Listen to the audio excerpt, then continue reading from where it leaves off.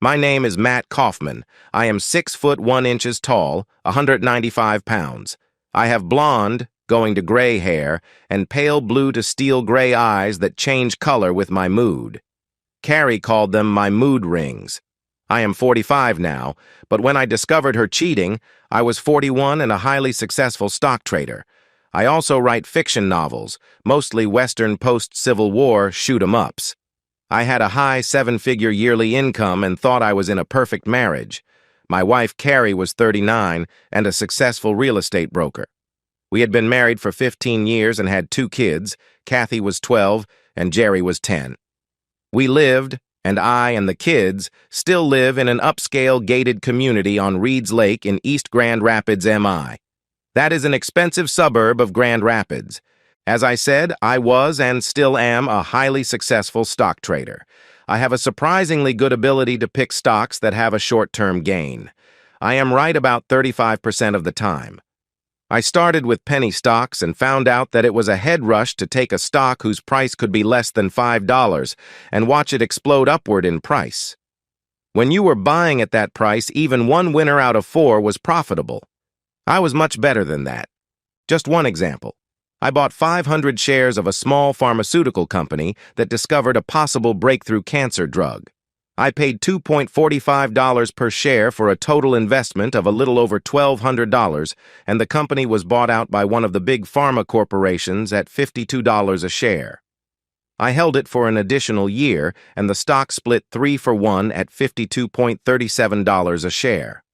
I sold out and made a profit of over $77,000. Not all of the stocks did that well, but I made profits of over $5,000 on most of the successful stocks I traded. I seldom held a stock for more than 18 months, but I held most for 6 months minimum for tax reasons. My writing had started to be very profitable also. I was offered big bucks for the movie rights to 3 of my novels. I would get the money even if the movies were never made. The contract was for an 8-year period. I enlisted in the Army after high school and was medically discharged after 15 months of a 4-year enlistment. I was a training accident statistic. I lost my left leg below the knee in training when a new recruit driving a Humvee plowed into the training company I was in as we were marching to a training class. I was lucky. 3 of the company died, and 2 more were paralyzed from the waist down. The rehab was well over a year long. One bad or touchy thing is I am very sensitive about being called or classed a cripple. After I finished my rehab, I took my disability pension and my GI Bill benefits and enrolled in college. I didn't have a clear goal, but I wanted to learn. I discovered that I loved the intricacies of the stock market and of writing. My degree major turned out to be finance with a minor in creative writing. I did not wish to stay in the dorms, so I bought a nice 3-bedroom house just off campus. It was priced right, as it was in a changing neighborhood that was undergoing gentrification. I figured to live in it until I graduated and then sell it. I figured that even if I only got 90% back, it would be cheaper than the dorm costs or renting a house or apartment. When I sold it, I broke even, and a nice young couple with a new baby had a good, inexpensive home. I met Carrie Nation Darwin, named that by her mother, who was a member of the Women's Christian Temperance Union when we were seniors in college. I was taking an elective in real estate sales, and she was in the class to finish her major requirements for a degree in real estate management. She sat next to me on the first day of the class, and after we introduced ourselves and talked some, we decided to create a study group to work together in the class. We posted a notice on the study group wanted board, and when we finally pulled it down, we had a group that, besides the 2 of us, included 3 men and 2 women. We met 2 nights a week at my house. The women were serious, and 2 of the men were too. One man, Gary Radibo, was of the opinion that the rest of us should do the work and give him the notes. He also decided that all 3 of the ladies, and they were ladies, were conquest material. He lasted about 2 weeks before he got slapped by Carrie for putting his hand on her crotch when she was sitting next to him. I ordered him out of my house and told him he was not welcome here again. He did not take it well and threatened to beat the cripple with his fake leg. About a week before midterms, The group and I were walking out of class when someone called my name. I turned and was hit in the face by something heavy. I was down and out for the count. I woke up in a hospital room. Carrie was in the chair in my room. She looked like she hadn't slept or changed clothes since the class. She had my prosthetic in her hand, and I could see it was damaged. It seems that Gary decided after he knocked me out that my fake leg was a good weapon and tried to take it and beat me with it. Carrie told me that she and a professor grabbed him and forced him to drop the leg. Martha, one of our study partners, picked it up and wailed on Gary with it. It turned out I had a broken cheekbone and, additionally, 2 broken ribs from Gary kicking me before he could be restrained. Gary ended up with a concussion, was expelled from the college, and was arrested for his assault on me. His parents were very rich and tried to make it all go away by hiring a legal team that rivaled O.J. Simpson's. Then the family tried to throw money at all of the witnesses. Then they tried to buy me. No one took the money. Gary was not well liked. Gary came up for the trial and pled guilty to felony assault as he thought he had a plea deal in place. However, in our state, we have a victim statement phase of the sentencing portion of any violent crime trial. I made my statement while still in a clear facial mask to protect my reconstructed cheek. Think of the pro basketball players and their protective masks for broken noses. And I detailed what had made Gary seek to hurt me and asked for at least some jail time. I told them how he had taken my prosthetic and was going to use it as a weapon while I was on the ground.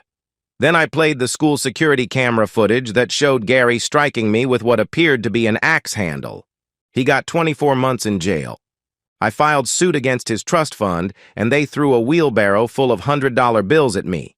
I got several $1,000,000 and all legal and medical expenses. Just to rub it in, I made sure that the fund replaced my damaged fake leg with a new state-of-the-art one. The new one even had distinct toes. As I was healing, Carrie was right beside me through all of the pain. With the study group keeping me up to date on my classes, I graduated on time. After graduation, I bought an apartment building in the downtown business district. After I bought it, several tenants expressed a desire to have the building go condominium. I filed the papers, and when the smoke cleared, I made another bundle and had the penthouse condo for myself.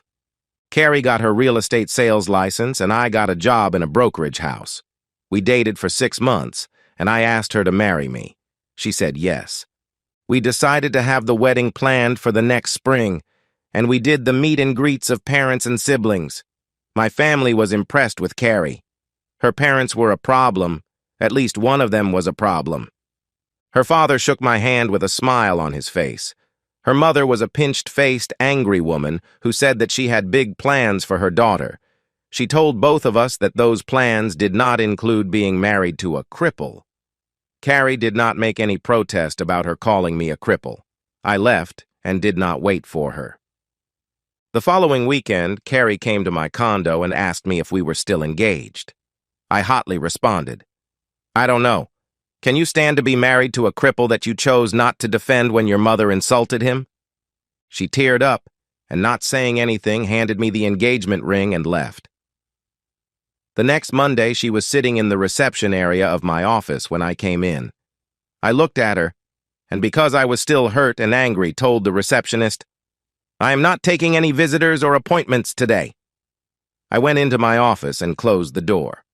Carrie called me. I told her I thought she had made herself clear at the condo, and so we had nothing to talk about. Then I hung up the phone. When I got to my condo that evening, I could smell something cooking before I got in the door. Carrie was in the kitchen, and she was slamming pots and pans around as if she had a really good mad on. I went into my bedroom and changed clothes, took off my company leg, and put on the repaired plain one. I went back out, and Carrie was sitting at the kitchen table crying. The stuff on the stove was burning, and the smoke alarm chose that moment to go off. I turned off the burners, turned on the exhaust fan, and pulled the battery out of the smoke detector. I turned as Carrie put the condo key on the kitchen table, got up, and headed for the door. I intercepted her and sat her back down at the kitchen table. "You are not going anyplace until you get yourself calmed down." I am sorry for the way I was mean to you this morning at the office, and when you called me, but you never tried to defend me when your mother spouted her anger and venom. I was hurt. I was also very angry, and if your mother had been a man, I would have punched her. She sat there for a good 5 minutes, still sobbing. Finally, she said, "Matt, I was shocked and didn't say anything because I couldn't believe my mother would say that. I knew she had a rich second cousin she wanted me to marry, and I had told her I detested the slime bucket. After you left, my dad came over and slapped my mother and called her a harridan, and he packed up and left. I went back to my apartment, and I cried for a couple of days and made myself sick. It took 2 more days before I could go to work. I came to talk to you this past weekend, and in my mind assumed that you had decided you did not want me anymore. Then this morning I was going to ask if we could start over. When you went into your office and closed the door, I was not surprised, and then you showed me how I hurt you when you hung up on me. I knew I was going to have to work very hard to try to win you back. You know I don't think of you as a cripple, don't you?" I responded, "I know you never said anything about my leg. But when you didn't say anything when your mother called me a cripple, I jumped to the conclusion that if you didn't agree, at least you were embarrassed to have it pointed out so you couldn't ignore it. I will not be the cause of your embarrassment over my injury, and if it embarrasses you, we should end everything right now." I continued, "I was hurt. Then you showed up almost a week later without a word in between and gave me the ring back without me asking for it. I knew we were done then, and I was hurt again." That started the tears again. I finally picked her up and took her into the bedroom, covered her up, and went and laid down on the couch. The next morning, Carrie woke me up and told me to call the office and take a day off. I called work and was told to solve the problem and hurry back. I was also told to do as much as I could from home through the office intranet connection, using my sign-on and password. Carrie left to get some clothes for the day, saying she would bring back breakfast. About an hour later, she returned with 2 covered plates from the local diner that we both liked. She handed me a plate that had the biggest Denver omelet I had ever seen. She must have had the restaurant make it up special. Hers was the same on a much smaller scale. After breakfast, we talked for almost 2 hours. Carrie apologized again for not standing up for me against her mother. I waved it off, and we decided that we did not need to start over, but to restart. I gave her the ring back. We still had some problems, Marie. Carrie's mother kept trying to throw roadblocks into our plans. She told Carrie to insist on a prenup. I agreed. Then she insisted on an abuse or adultery clause to the prenup. I agreed. She finally told Carrie to have the prenup say all premarital assets would remain the property of the originating person and that all assets earned in the marriage would be split 50-50 if divorced, except if the adultery or abuse clause is the reason. In that case, all marriage assets would go to the injured party. We signed. Then she wanted an accounting of my assets. I said sure, as soon as I get an accounting of Carrie's assets. That shot that down. I had told Carrie before her mom made the demand that I was rich, but not how much I had. She had told me she had a trust fund that gave her a stipend monthly. She did not tell me how big the fund was or how much the stipend was, and I never asked.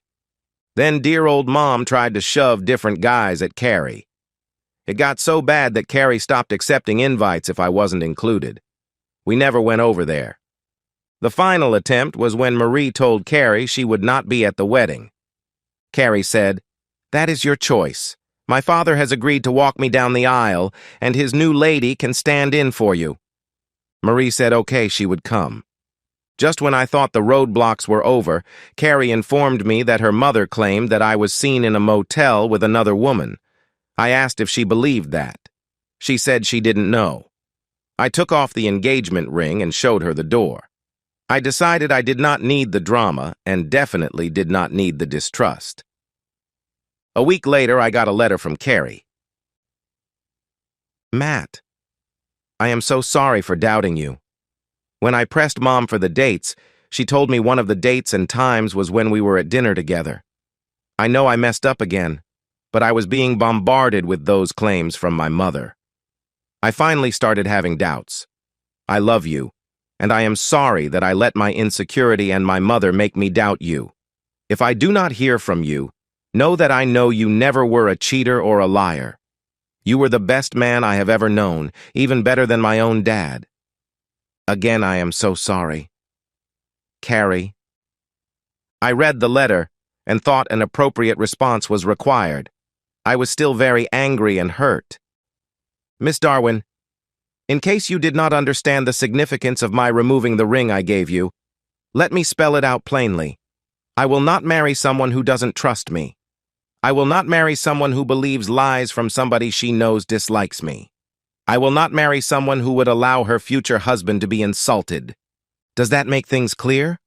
Now that I have vented, here is what I will promise the woman I love enough to marry or even get engaged to: fidelity, protection, loyalty, and love.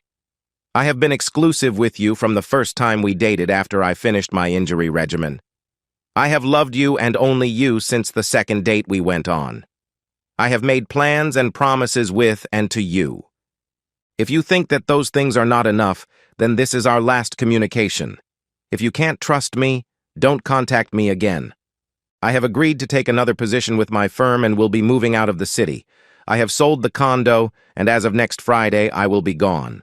I have left instructions at the office and with my attorney that no one but my immediate family is to be given any information about my new job or its location. I still have to work this week, but please do not try to contact me if you don't trust me. Even if you do trust me, I will be taking a new position, if for no other reason to get away from your mother's meddling. Your former love, Matt. I sent the letter to Carrie's office in a company envelope. I did not want anyone but her to read it. She apparently ran home to Mama because, sure thing, Monday morning the shrew was on the phone to gloat. You wimp, I know you weren't cheating on Carrie, but you're just a stupid, poor, nothing of a cripple, and she deserves more and better. Then she hung up.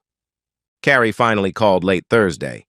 It was just before quitting time, and I had already made arrangements to have Friday off. If she hadn't called then, she would not have gotten hold of me. Matt, before you leave, can we meet to talk? Please, there are things I need to say and things you need to know. She added, I know I messed up, and you had the right to break up with me. I just don't want you to leave with you hating me. I don't hate you. I am angry, but it is not hatred. I just can't forget the lack of trust and the lack of respect you showed. I see no reason to talk, especially when your mother, remember her, the mother that lied to you, called first thing Monday morning to gloat and insult me some more. How did she even get my office number? I'm sorry. I guess that I needed to talk to someone when you took the ring back. I might have left one of your cards at her house. Please don't leave me without us talking face to face, she replied. Okay, I know I shouldn't, but I will meet you at Seymour's pub at 8 tonight. I will talk to you, but I make no promise or even hint that we will get together again. Just remember, I will no longer be around after tomorrow. 8, and if you decide not to show, everything is done. I'll be there. I love you, Matt, and I want you. I will grovel if necessary, she replied. 8, not 8-1 or 8-2, 8. Then I ended the call. Well, she was there on time, and the first thing she asked was, Can I come with you to your new job and new city? I can sell real estate anywhere in the state, and if I am with you, I won't be hearing my mother spew her venom. I was shocked. I had never imagined a request like that. I told Carrie that I needed a minute to think. After a few seconds, I decided that I wanted to be with her. We moved to the new city, and Carrie found a job within a week of our move. My new company was paying for an extended stay hotel suite for us until I could find an apartment or a house. Carrie's job was in an office about a block from mine. I found a nice house in the Forest Hills suburb of Grand Rapids. I didn't really have a reason to do it as I did, but I only put the trust fund's name on the deed and tax records. We had not gotten married yet, so the prenup made it mine as long as I wanted. I broached an idea I had to Carrie. Let's both contribute a set amount into a household account every month, And anything above that would be the earner's mad money to do with as he or she pleased, I added. As of now, my salary and bonuses are almost twice what hers were, so, for now, I will contribute 66% of the household account. If kids come along, I will contribute 100% while you are not working, but taking care of the kids. She thought that was a great idea, so we set it up to start. She would put in $3,000 per month, and I would put $6,000 in. That amount ensured that we would be building a decent nest egg for future house maintenance. We decided to go ahead and get married in Grand Rapids. Carrie's dad, his new girlfriend, and my family were the only guests. Carrie's mom was angry to the point of vowing to never speak to us again. Or I should say, I never did speak to her again. It turns out Carrie did. We honeymooned in Honolulu. We spent 2 days on the beach and the rest of a 3-week trip exploring the sights and the other islands. We spent a whole day just walking the forest in the nature preserve. We explored the open to the public areas of Mauna Loa volcano. Then we toured the remains of the leper colony that we were allowed into. It was a glorious start to our life. Life was great. Carrie was moved from mundane cold traffic to the exclusive section of the real estate firm. We had Kathy, and Carrie took 4 months off and arranged for a live-in nanny. We then had Kenny and moved to the house in East Grand Rapids. We survived the normal kid traumas and their pushing of the boundaries we set for them. Childhood diseases and scrapes and sprains were lived through. The school was a fight for only the first week or so, then the kids decided that learning stuff was fun. About 6 months after our 13th anniversary, Carrie started to question any time I was out of the house.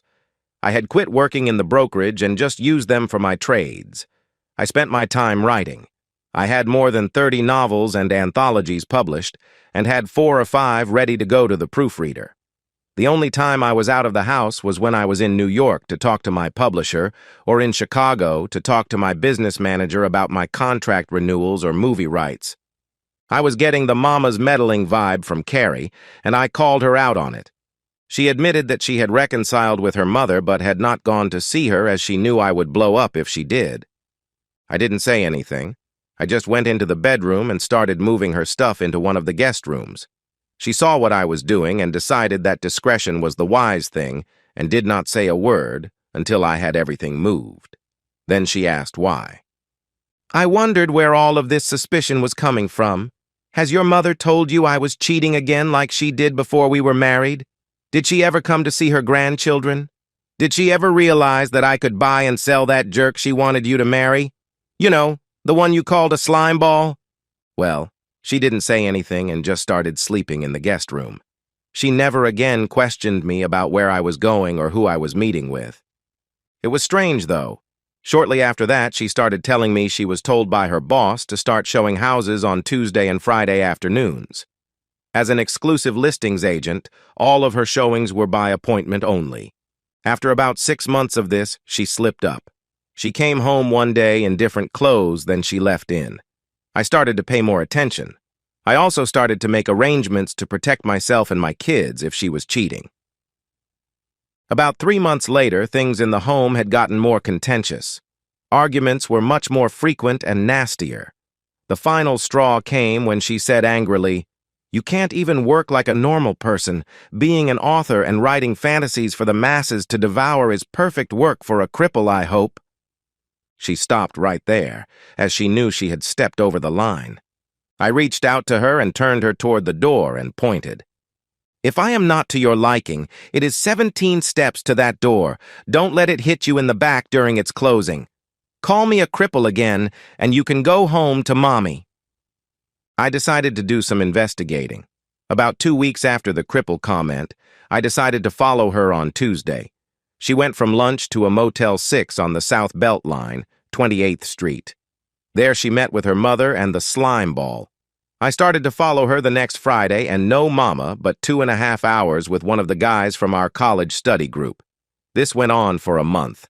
Same motel, most of the time the same room, just 4 different men, including one of my cousins. A real womanizer with a 3rd wife and 5 kids. I was sitting in Denny's restaurant on a Tuesday afternoon watching the Motel 6 across the parking lot. My wife's car was parked next to my cousin's. I had watched them both go in the same room an hour ago. This particular time was the 5th time that I knew of. It was also the 4th different man she had met alone in this particular motel in the last month. One of the men was her office manager, George Wilson. One of the other men was the second cousin of her mother, the one she called a slimeball, who also worked in the same real estate office. The 4th was Tom Morton, one of the guys from our college real estate study group. She had even brought him to our house once, at least. Every Tuesday and Friday, she was there at the motel when she was supposedly showing houses. This time, I would have a semblance of revenge. I called the prearranged number and said, "Room 107 again. Greg Kaufman is today's victim." I watched as 2 cars pulled up, and a young lady got out of one of them, and a photographer got out of the other. The girl knocked on the door while the photographer was taking pictures through the undraped window. The girl had her phone on so I could hear. Carrie came to the door but only showed her face while hiding behind the door. The girl was wearing a recording device. "Are you Mrs. Matt Kaufman?" "Yes, I am." "How did you get this address information?" she replied. "Your husband, Mrs. Kaufman, you have been served. Is Mr. Greg Kaufman in this room with you?" "You obviously know he is," Carrie said with a snarl. Then she turned to the inside of the room. "Greg, get your back over here and take what this child needs to give you." He came to the door. "Mr. Greg Kaufman, you have been served." Then turning back to my loving, cheating wife, "Mrs. Kaufman, a Mr. Wilson, and a Mr. Claremont from your real estate office are being served as we speak. Mr. Thomas Morton will be served as soon as we can locate him. Here is a restraining order for you. It requires you to not return to the Kaufman residence in East Grand Rapids and to maintain a minimum of 300 feet from Mr. Matt Kaufman and his children. Do you understand?" She whimpered. "Yes, I understand. I'll bet the cripple has done something to my mother also." The girl said, "I would not know about that. But your husband did ask me to point out the window where he has been watching from." With that, she turned and pointed at me, and I waved to my soon-to-be ex. Well, things went better and worse than I thought they would. Carrie hired a shark of a lawyer, and he wanted to void the prenup, saying that the engagement and marriage that it covered had been called off. The judge did not buy it. Carrie's attorney wanted court-ordered counseling. The judge agreed. I refused, and I was jailed for 30 days before the judge gave it up as a lost cause. Carrie wanted custody, but when Kathy told the judge that several times Carrie had brought strange men to our house, the judge denied that motion. Then came the ultimate insult. Her lawyer wanted the decree to be changed to irreconcilable difference so that his client could share in the marital assets. I had my lawyer present all of the photos and reports about her cheating. The divorce was granted, and Carrie did get to keep her personal savings. All other assets became mine only. She got unlimited visitation as long as a court or child service official was present, and she could not take them overnight or out of state. The guys, well, they got what they deserved. Greg was divorced, and his wife took what was left of his assets. The real estate people were all fired, divorced, and could not get a job in our area, so they moved to different states. Tom Morton was never found, and I never pursued it after the divorce. Carrie's mother was ecstatic for about 90 days. Then she found out the grandkids could not come to visit her, and I would not allow her in my house. Nobody wins in a divorce, but I got everything I expected and moved on with my life. Carrie was dutiful in her visitations until she decided to marry the slimeball. Then they moved to the West Coast, and we have not had a card letter or phone call since. And that's the end of today's story. If you enjoyed it, please give this video a thumbs up and drop a comment below. Your support helps the algorithm push my content further. If you're new to the channel, don't forget to hit that subscribe button. It really helps me keep creating more stories for you. Thanks for watching, and I'll see you in the next one.